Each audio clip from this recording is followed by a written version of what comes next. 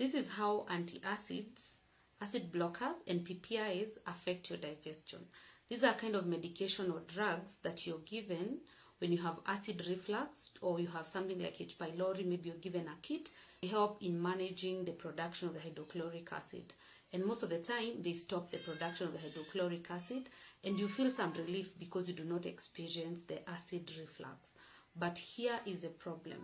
The hydrochloric acid in the stomach plays two roles, not too many roles, but two major ones. One is the digestion of proteins, and also related to the digestion of other elements, which we'll look into in a minute.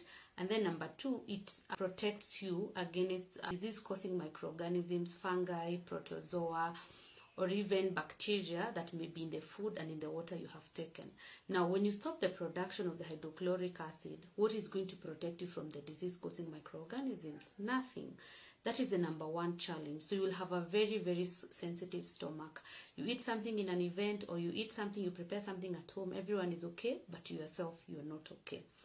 That is number one. Number two, it is in the digestion. First, the digestion of proteins. The digestion of proteins starts in the stomach. The stomach with a pH of around 2, it can go to 1 or maximum a pH of 3.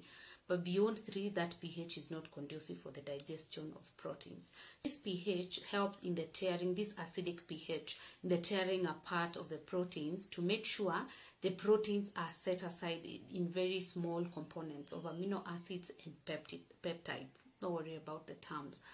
But then now you have very low hydrochloric acid, or it's not as the pH is not as high as it needs to be.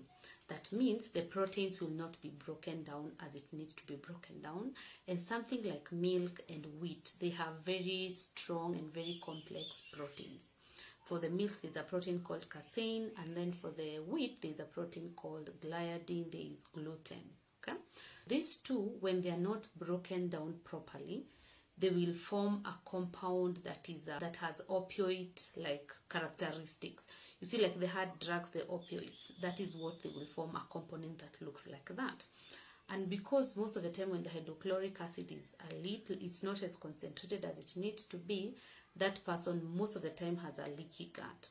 So those partially digested proteins are going to go into your bloodstream, cross the brain blood barrier, and then they're going to your brain, and they're going to have those effects like that one of a drug. And that is why withdrawing from something like wheat, even when I tell a person maybe because of your gut issues you need to stop, eliminate wheat from your diet, the withdrawal symptoms are real. They look like someone who is withdrawing from a drug, because that is the effect these partially digested proteins have on the brain. But that is part of the problem. The major problem is the strong pH, the hydrochloric acid, the components of the food after now the stomach is done with the digestion of the proteins. So this whole semi-liquid substance will move into the duodenum in that acidic pH of 2. This pH will stimulate the production of two hormones. One is called CCK and the other one is called secretin.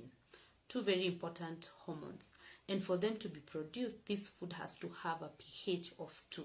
If you used antacids, acid blockers, the pH is not 2, maybe it's 5. What the secretin and the CCK do will not happen. Secretin has 4 major roles. One, it commands the stomach to stop producing the gastric juices, to stop the digestion, because it's done. Number 2, it commands the liver to start producing bile. Bile will be used in the digestion of fats. Number 3, it sensitizes the intestinal wall that food is coming, so that it makes a thick layer of mucus to protect itself from that acidic food. And number 4, it stimulates the pancreas to produce an alkalinizing or neutralizing solution, bicarbonate solution, so that this food can have an alkaline pH, a basic pH. That is the pH that the duodenum needs for the digestion of proteins. The digestion process continues for the proteins, for the fats, and for the carbohydrates. Okay, so that is very, very important. That is the role of secretin, and can only happen when the components coming from the stomach have an acidic pH. pH. Now we are here, the pancreas has produced that neutralizing agent, and the food now has achieved an alkaline pH. This is the only pH that the pancreatic juices can now work on the food. But you see where we began? We began with a strong pH in the stomach. Without that, bile will not be produced, so the digestion of fats will be compromised. Now, the lining of the intestines will not be stimulated to have that mucosal layer. So you're going to have permeable, you're going to have issues with the intestines, the lining of the intestine, because that acid is going to choke holes on the lining of the intestines. Then the other hormone that is produced because of this food, it's called chyme. This food that is coming from the stomach in an acidic pH is called CCK. And what role does CCK play? It commands the pancreas to start producing the pancreatic juices or enzymes. Those are enzymes that are used for digestion in the duodenum. Number 2, it tells the stomach to stop its work. You're done with digesting the proteins, now you can stop doing that. The other thing is it opens the gates of the pancreas to start pouring in the pancreatic juices into the duodenum, and then it sensitizes or stimulates the gallbladder to start producing bile and pouring it into the duodenum. All right, I wish I had a photograph somewhere and I'm demonstrating this for you. So that is what happens when now you do not have an acidic pH. Trust me, digestion of fats will not happen. And how can you know that?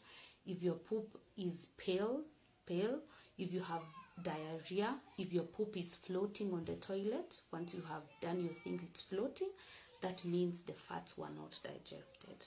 Because this hormone CCK and the secretin did not stimulate the bile, the liver to produce the bile, and the gallbladder to move the bile from the gallbladder into the duodenum. That is number 1. Number 2, this pH in the stomach, we have said it's very, very acidic, and that means microbes, either bacteria or fungi or any other microbe, cannot thrive in the stomach. And that is for a reason, so that diseases do not start developing in the stomach.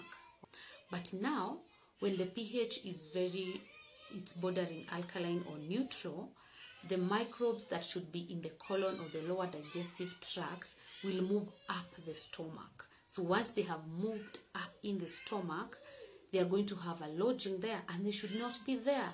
What can you expect? Diseases. H. pylori, you can expect things like E. coli, bacteria is there, something like gastritis, sometimes even stomach cancer, because those microbes are there. When someone tells you you need to take drugs for acid reflux, please rethink that decision. Ultimately, if the fats are not digested, where are you going to get the fatty acids from? You're not going to get them. If the proteins are not digested, where are you going to get the amino acids that are the building blocks for your muscles? You not get them. Now, for the fat-soluble vitamins that needs fats to be absorbed in your system, where are you going to get them from? You cannot get them because of the partial digestion. And then the worst thing is this not very acidic stomach pH with the microbes growing there. So when the carbohydrate gets there and it's partially digested, they consume it and they ferment it. It starts producing very bad gases and toxins. That is why people will be fatty, they will belch, they will produce very, very bad toxins from the partially digested carbohydrates that are worked on by the microbes in the stomach. And that is the beginning of many, many, many diseases. Let the stomach remain as acidic as it needs to be. It cannot be too acidic. It needs to be that way.